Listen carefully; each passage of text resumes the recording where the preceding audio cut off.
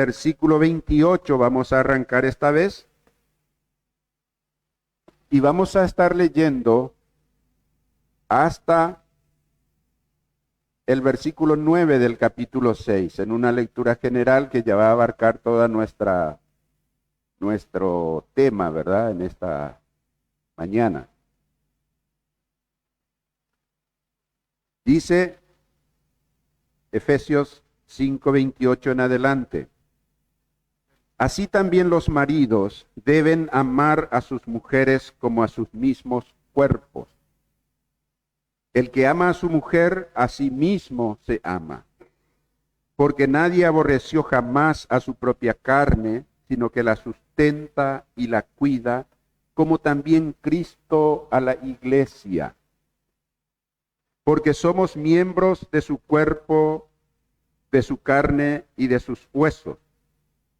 Por esto dejará el hombre a su padre y a su madre, y se unirá a su mujer, y los dos serán una sola carne. Grande es este misterio, mas yo digo esto respecto de Cristo y de la iglesia. Por lo demás, cada uno de vosotros ame también a su mujer como a sí mismo, y la mujer respete a su marido. Hijos, obedeced en el Señor a vuestros padres, porque esto es justo. Honra a tu padre y a tu madre, que es el primer mandamiento con promesa, para que te vaya bien y seas de larga vida sobre la tierra. Y vosotros, padres, no provoquéis a ira a vuestros hijos, sino criadlo en disciplina y amonestación del Señor.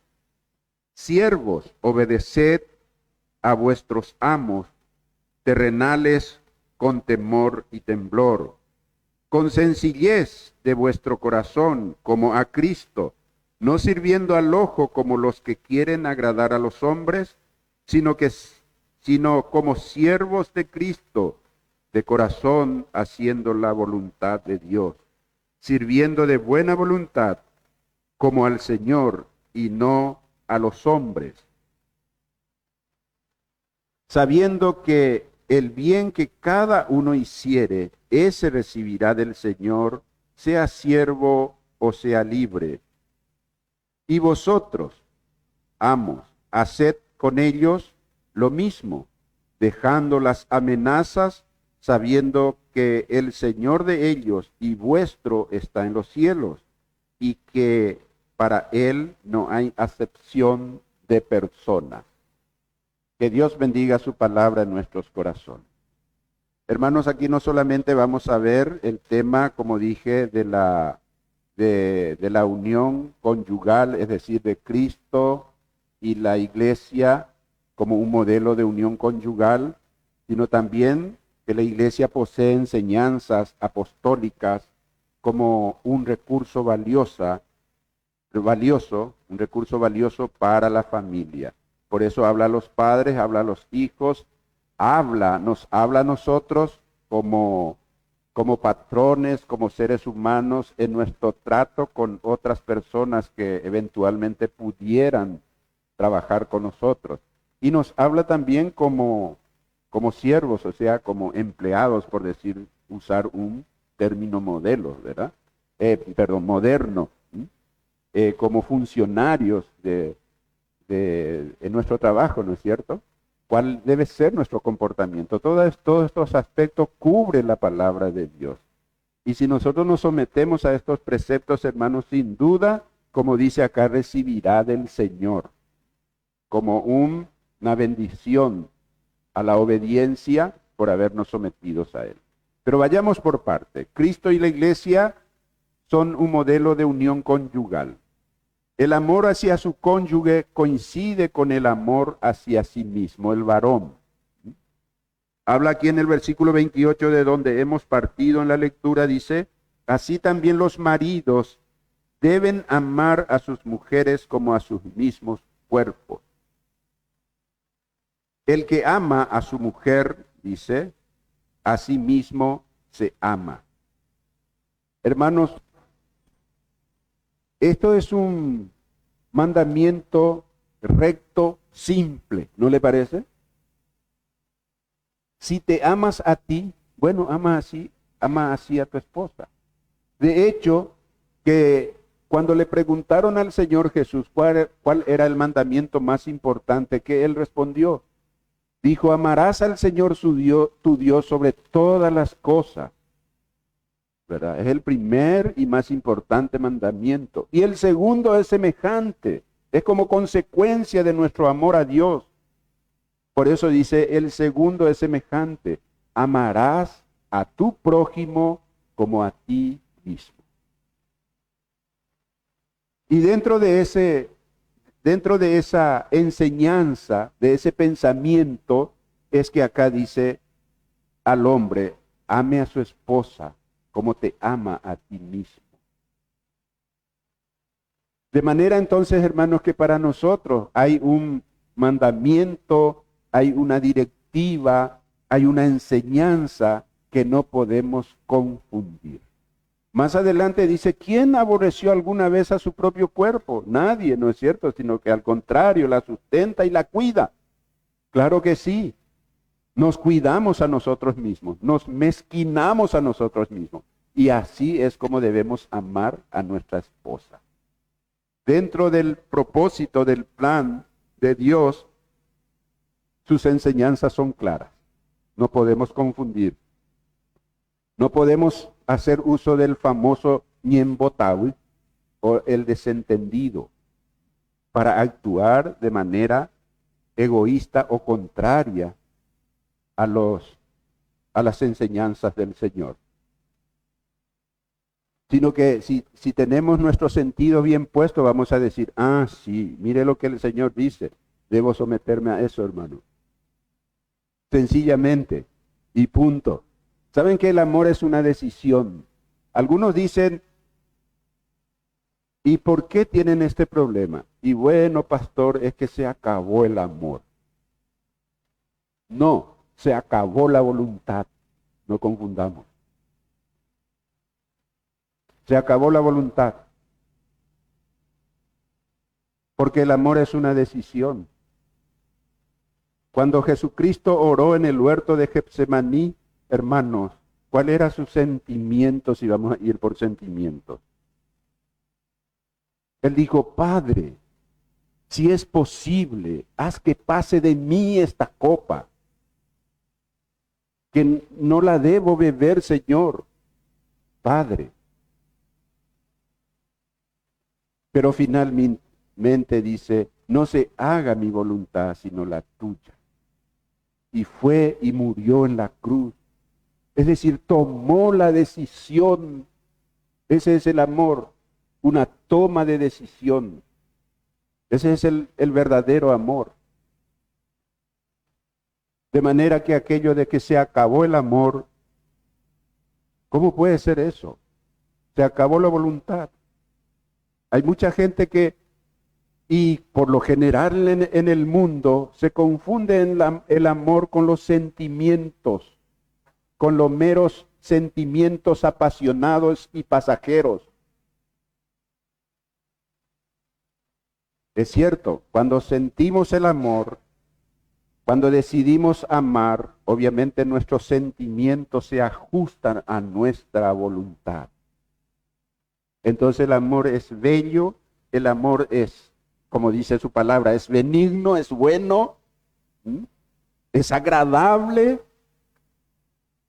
y podemos disfrutar juntos. Por supuesto que sí. Pero cuando dependemos de nuestros meros sentimientos, cuando todo cargamos hacia nuestros sentimientos, un día vamos a amanecer mal, hermano. ¿No sucede con nosotros eso a menudo? Sentimentalmente no estamos bien. En ese momento, ¿qué vamos a hacer? ¿Vamos a aborrecer a nuestra esposa porque no amanece bien? ¿Puedo decir en ese momento, no te quiero más, no quiero más, se acabó el amor? No confundamos. nuestros sentimientos inestables, variables, de subida y de bajada, de vaivenes. Ese es nuestro sentimiento. Pero el amor que viene del Señor, dice la Biblia, el amor de Dios se ha perfeccionado en nuestros corazones. Hermanos, esposo, que estamos aquí, entendamos esto. El amor es un amor práctico, cotidiano, consciente. Es una toma de decisiones siempre, diaria. Y eso hará agradable nuestro matrimonio. Amén. Ame a su esposa. Nada más. Señor, ¿qué puedo hacer? Es que mi esposa... Y el Señor se da la vuelta hacia ti y te dice, ame a su esposa. Punto. ¿Y cómo, Señor? Como a ti mismo. ¿No te amas? ¿No te quieres? ¿Busca tu bien? Ame a su esposa. Entonces, hermanos, esta preocupación práctica por su esposa corresponde precisamente al cuidado sustentador de Cristo por la iglesia. Así como Cristo amó a la iglesia, se entregó a sí mismo por ella. Ese es nuestro modelo, francamente. Así que el desprendimiento del esposo de su seno paternal para unirse a la esposa corresponde al desprendimiento de Cristo de su gloria celestial, quien se despojó de su gloria para hacerse hombre, dice, y estando en la condición humana, estando en la condición de hombre, se humilló aún más, se hizo obediente hasta la muerte y muerte de cruz. Y esto es lo que corresponde, hermanos, a esta unión. Es la unión total, la unión de corazón, la unión de todos los sentimientos, la unión práctica, la unión de determinación, de decisión. Demos gracias al Señor por nuestra unión conyugal, por nuestro matrimonio. Alabemos su nombre por esta unión. Qué bueno es cuando las personas, los jóvenes, se unen bajo la dirección de Dios, bajo la voluntad de Dios, y piden por su matrimonio la bendición de Dios. Hermanos, eso es lo mejor que podemos hacer y podemos enseñar a nuestra familia. El modelo perfecto de unión conyugal en la familia cristiana es un misterio grande, porque se trata de la unión mística y práctica de Cristo y de la iglesia. No busquemos lógica a ese amor. No busquemos explicaciones científicas a ese amor. No le querés más a tu esposa porque resulta que una sustancia en tu cerebro por tu edad va disminuyendo y va enfriando tu amor. No hay lógica aquí, hermano. Solamente amar, así como Cristo nos amó a nosotros. No podemos entender, dice aquí, grande es este misterio, mas yo digo esto respecto de Cristo y de la iglesia. ¿Por qué Cristo se tuvo que entregar por su iglesia? Por nosotros. ¿Hay alguna explicación lógica? Si el ser humano, todos los seres humanos actuamos en aquellos que llevaron a Jesús en la cruz, hermano. Nosotros, nuestros pecados vituperaron a Cristo. Le llevaron hasta el sacrificio extremo, hasta la muerte. Y aún así Él nos amó. Padre, perdónalos porque no saben lo que hacen. Padre, perdónalos. Imagínense, clamó desde la cruz perdón por aquellos que le estaban llevando a la muerte sin ninguna razón valedera, sin ninguna explicación. Ese es el amor de Dios, no tiene explicación. Es misterio, dice acá el apóstol Pablo. Y así ame a su esposa. Hermanos, está todo dicho. Y dice, la mujer respete a su marido. Qué gran desafío para nuestra sociedad actual. ¿No les parece? No tenemos que entrar en muchos detalles para decir esto. La sociedad actual, ¿cómo está? La famosa liberación femenina, que no es otra cosa sino la esclavitud femenina al enemigo, al diablo. La esclavitud a sus propias mente distorsionada, al pecado. Jesús nos ha liberado de la esclavitud del pecado, tanto hombre y mujer por igual. Entonces cuando dice respete a su marido, al marido ya le ha dicho ame a su mujer. ¿Cómo una mujer cuyo esposo la ame, la cuida, la sustenta como a su mismo cuerpo, hermanos, cómo va a respetar a su marido? ¿Qué les parece? No está hablando de condiciones económicas, no está hablando de provisiones materiales, está hablando de las provisiones espirituales, de las provisiones emocionales. Todo satisfecho en lo poco o en lo mucho. En lo poco o en lo mucho. Tradicional es aquello que se le pregunta a los que contraen matrimonio y se le dice, ¿está dispuesto a amar a fulana en la pobreza, en la riqueza, en la enfermedad, en fin, en las necesidades? Y el novio dice, sí. Y la misma pregunta a la mujer también. ¿Está dispuesta a amar a fulano, ya sea en la riqueza, en la pobreza, en la enfermedad o en la salud? Sí, contesta. Qué bendición, qué bueno.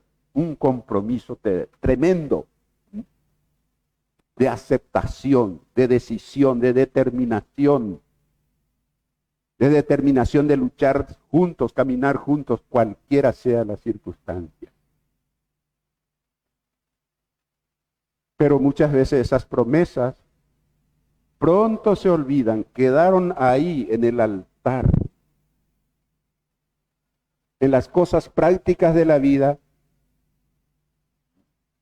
la mujer sale de ese amparo del hombre, del varón, porque hay razones, falta de provisión, falta de esto y falta de lo otro. El hombre, por su parte, también ha salido de su compromiso. Cuando nos comprometemos uno con otro, es para toda la vida. Otra de las cosas dice, hasta que la muerte los separe. Sí. Qué pronto pisamos los seres humanos nuestras palabras, nuestros compromisos, nuestras promesas. Por eso estamos en una sociedad como estamos hoy, hermanos.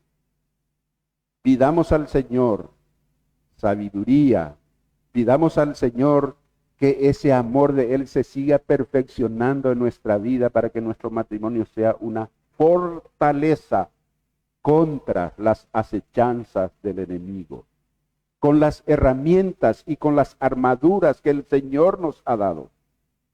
En las próximas predicaciones vamos a entrar precisamente en esta carta a los Efesios, a tratar al cristiano, al creyente, como un soldado en una batalla, con las armaduras de Dios. Y esas armaduras espirituales son las que están dispuestas para el esposo y para la esposa. Amén.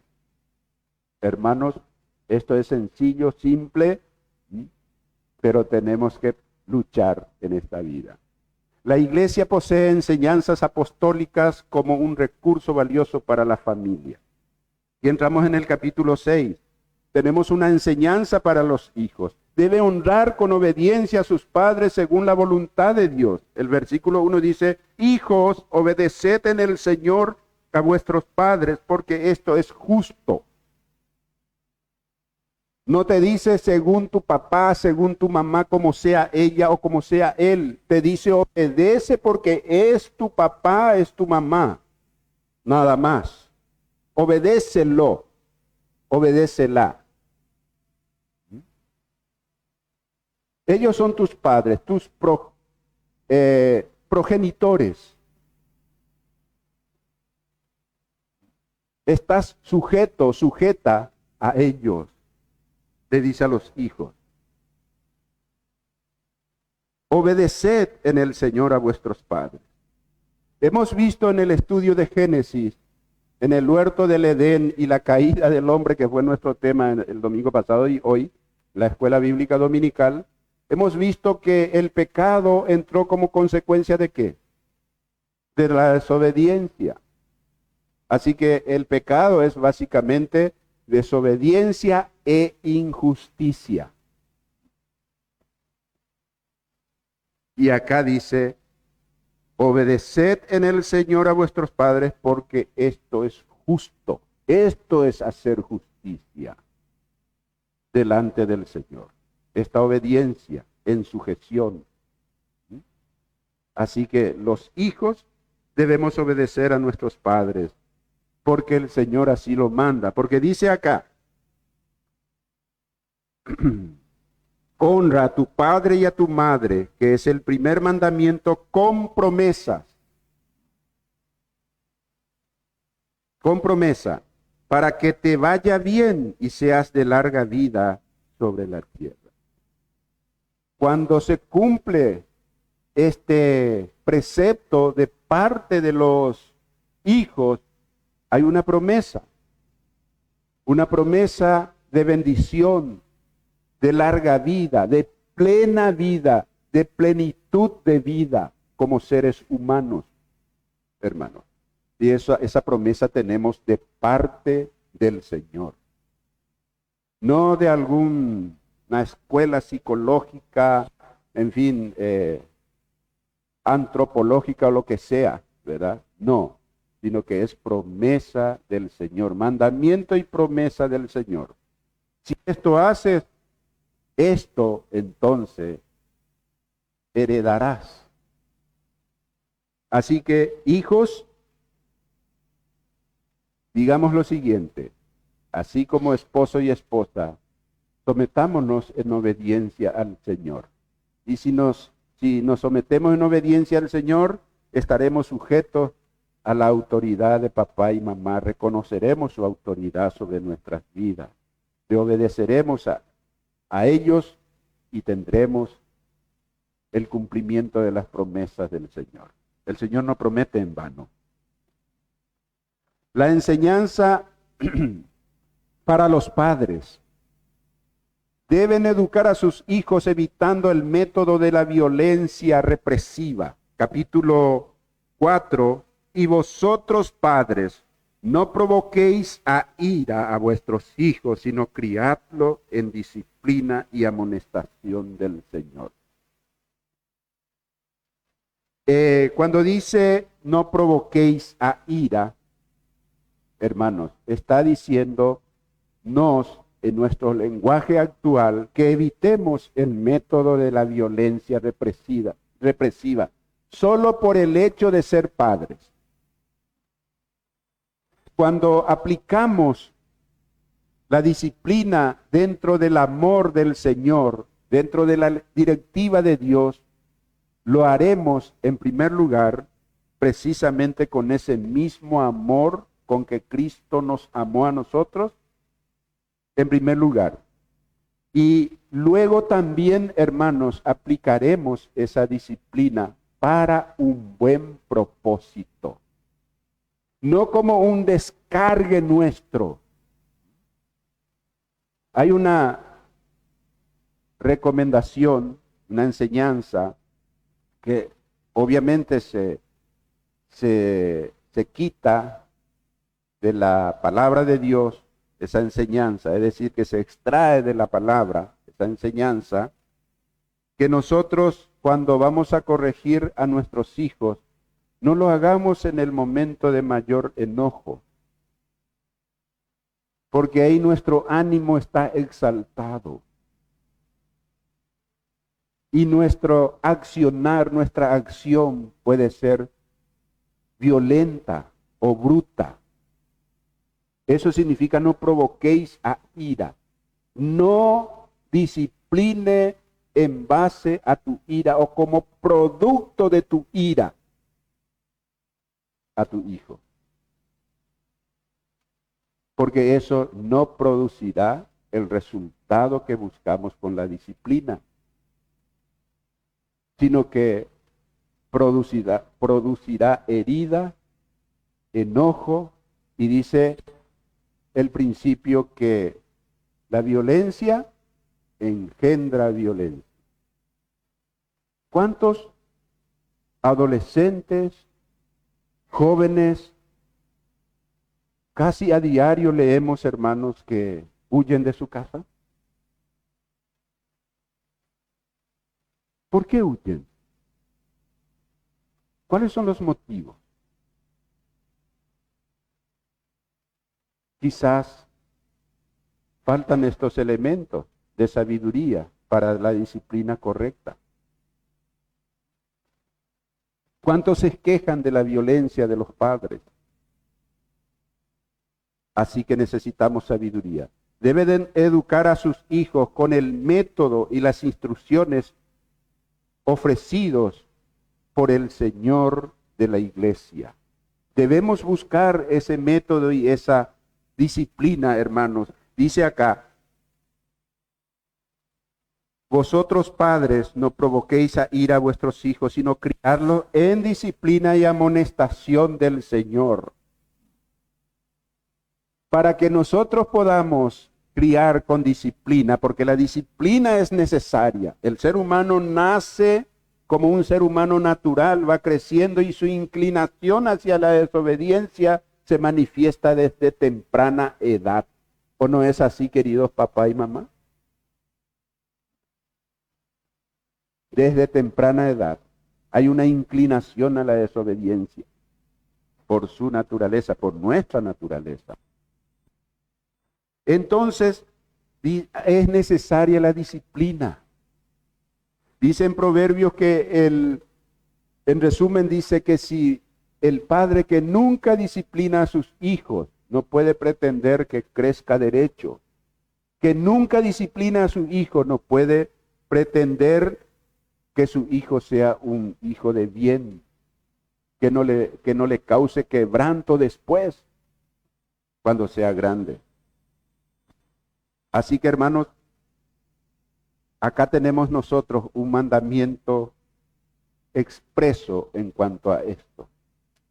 Debemos disciplinar a nuestros hijos en la sabiduría y en la dirección del Señor.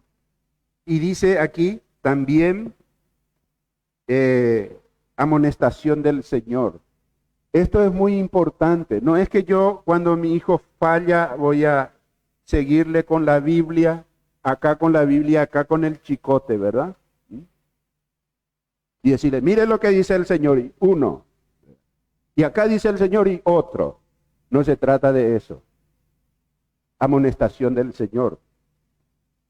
Para que yo pueda corregir con amonestación del Señor, mi hijo debe ver en mí obediencia y sujeción al Señor.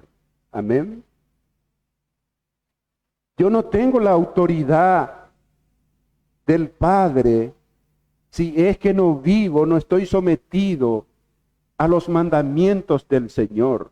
Si es que en mí no se observa esa disciplina espiritual, hermanos. Si en mí no observa como papá a mis hijos, cómo le trato a la mamá, ¿qué autoridad voy a tener? No voy a pretender y decirle toda la Biblia de memoria.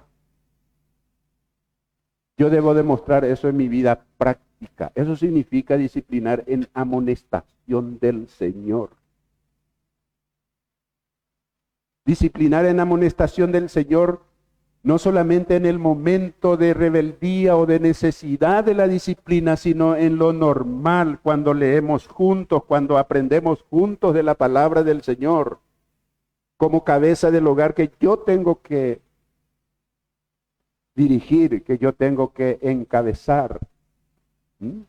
Entonces mis hijos aprenden conmigo cuáles son esas amonestaciones del Señor. Y no solamente cuando fallan y yo les salgo ahí con la Biblia. No se trata de eso. Se trata de incorporar los principios, las enseñanzas que a mí me da el Señor. Y que mis hijos vean y comparta con ellos en el momento de aprendizaje, de enseñanza de la palabra familiar, hermano. ¿Entendemos entonces? Amén. También aquí tenemos nosotros la enseñanza para los trabajadores de la familia. El Señor Jesucristo desea que tomen su papel laboral con justicia, respeto y sinceridad. Esto no es fácil. Siervos, obedeced a vuestros amos terrenales con temor y temblor, con sencillez de vuestro corazón, como a Cristo. No sirviendo al ojo como los que quieren agradar a los hombres, sino como siervos de Cristo, de corazón, haciendo la voluntad de Dios. Causa tristeza y cierta dudas, digamos así. Nos desajusta cuando vemos, por ejemplo, que cristianos, trabajadores envueltos en constantes huelgas, rebeldías, manifestaciones, en fin, contra, por ejemplo, contra cuestiones o por cuestiones laborales. Yo no digo que no haya injusticia, por supuesto, este mundo está lleno de injusticia, está lleno de patrones, jefes injustos. Pero no encontramos en la Biblia que nosotros somos los que tenemos que tomar acciones para vengar o para remediar esas injusticias. Como hijos de Dios hay uno que no nos dejará en ningún momento, y ese es nuestro Padre, nuestro jefe espiritual, nuestro hacedor, nuestro patrón, que es el Señor. Él no nos dejará, hermanos. Que el cristiano sirva, dice aquí, con justicia, respeto y sinceridad. Si tienes queja, si tienes algo que quejarte, usa las vías correspondientes y llega hasta tu patrón y exponle tus quejas como una persona cara a cara. No debemos camuflarnos en la multitud para que nosotros podamos desde ahí pretender conseguir algo. No es los métodos de Dios, sencillamente. Sinceridad significa que yo enfrento mis propios problemas como debo hacerlo. Si no se me hace justicia humanamente, sé quién me va a hacer justicia, el Dios de justicia. En algún momento, sea ahora o sea después. El Señor se encargará de eso, pero yo debo someterme a Él. Debemos trabajar no para sacar provechos de los patrones, ni menos con una conducta engañosa. El obrero creyente cristiano debe trabajar como ante la presencia de Dios, porque dice aquí, no sirviendo al ojo como los que quieren agradar a los hombres, sino como siervos de Cristo de corazón, haciendo la voluntad de Dios, sirviendo de buena voluntad. como al Señor y no a los hombres. ¿Qué les parece? No, total, no me paga lo que me tiene que pagar. De cualquier manera no me voy a hacer esto. Que se arregle después. Esa no es la actitud. ¿Así vamos a servir al Señor, a Dios? Dice acá, como para el Señor. Hermanos, de la mejor manera, con toda la sinceridad, con todas las habilidades, de la mejor manera. No para agradar a los ojos de humanos, sino para el Señor. Él es el que nos está mirando. Los ojos del Señor están sobre los justos. ¿Estás haciendo lo justo en tu trabajo? ¿Estoy haciendo lo justo? Eso debo preguntarme. Y esperar de Él entonces la recompensa, hermanos, a los que practican la justicia. Eso es lo que el Señor espera de mí como trabajador, como obrero, sirviéndole a Él. Y entonces Él me recompensará. La enseñanza para los patrones cristianos también tenemos aquí. Qué importante que dentro de este contexto de la familia, comparada con la relación de Cristo con la iglesia, también nos habla, hermanos, de cómo debemos ser como trabajadores, como servidores, pero también como patrones, como jefes. También cómo debemos ser. ¿Cuántas veces escuchamos, ese jefe dice que es cristiano,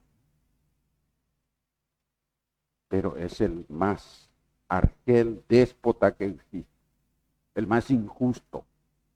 Yo ya he oído varias veces. ¿Qué clase de cristiano? No es que tenemos que preocuparnos por la calificación que los seres humanos nos dan, sino por lo que Dios ve de nosotros. Es ahí la cuestión.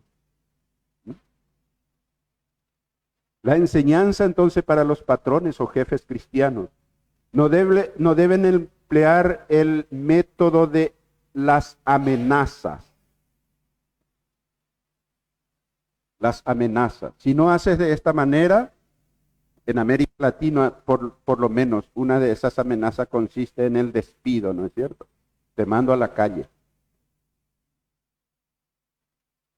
Si no haces de esta manera. Hermanos, el método de los patrones cristianos, dice acá, y vosotros, amos, versículo 9, haced con ellos lo mismo, dejando las amenazas, sabiendo que el Señor de ellos y vuestro está en los cielos, y que para Él no hay acepción de persona. Para Dios, para delante de Dios, lo mismo es el último funcionario como el jefe más elevado. Dios nos mira a nosotros como personas, y cada uno en su rol debe procurar hacer justicia, agradar a su Señor. Y entonces obtendremos, hermanos, las bendiciones que Dios promete a los fieles. Deben recordar lo que saben, que el patrón común del trabajador y del empresario es Dios. Eso es lo que estamos diciendo. Y que Dios ama y juzga por igual a todos. Entonces, en aquellos tiempos en que esta carta se escribieron, o se escribió, estas palabras se escribieron, era costumbre cultural la esclavitud o tener esclavos, tener siervos que servían en la casa. Un amo, un jefe podía ser un cristiano. El siervo, el que sirve, podría ser un cristiano. Y por eso son estas enseñanzas, hermanos. Y hoy en día lo trasladamos esto a nuestro tiempo. como funcionarios, empleados, tal vez criados, ¿m? Y también los patrones y los jefes. ¿Cuántos patrones cristianos hay? ¿Cuántos jefes cristianos hay en las empresas? ¿Cómo es nuestro accionar, nuestro actuar en esos roles que tenemos aquí? ¿Cuál es nuestro trato con los demás? No, como dije en el tema de esposo y esposa, no hay cómo confundir. Son claras las instrucciones, las enseñanzas. Solo tenemos que obedecer. No tenemos excusas delante de Dios para no obedecer.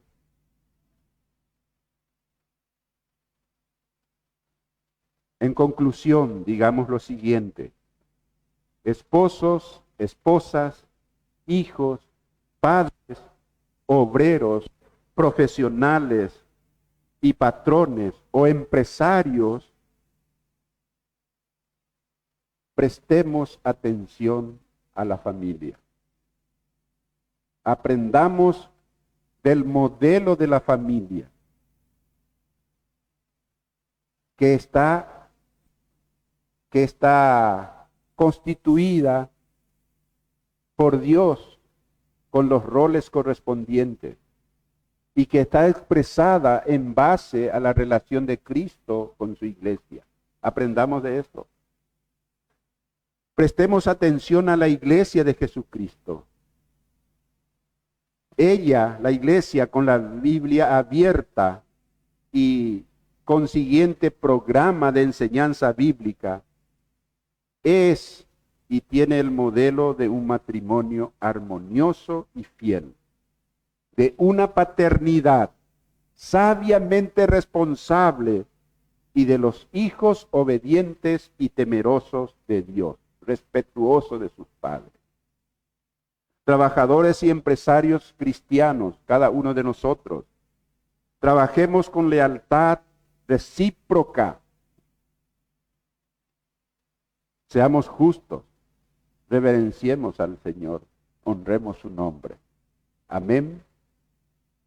Estos son los preceptos y enseñanzas del Señor en este mundo convulsionado que vivimos hoy, donde los roles se confunden, donde nadie es responsable de nada, así como en el huerto del Edén uno nos culpamos al otro.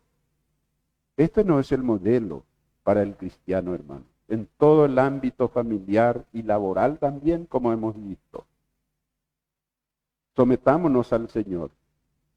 De esta manera daremos testimonio de aquel que tiene poder y que está haciendo en nosotros la buena obra, para que otros también vengan al conocimiento de la verdad del Hijo de Dios.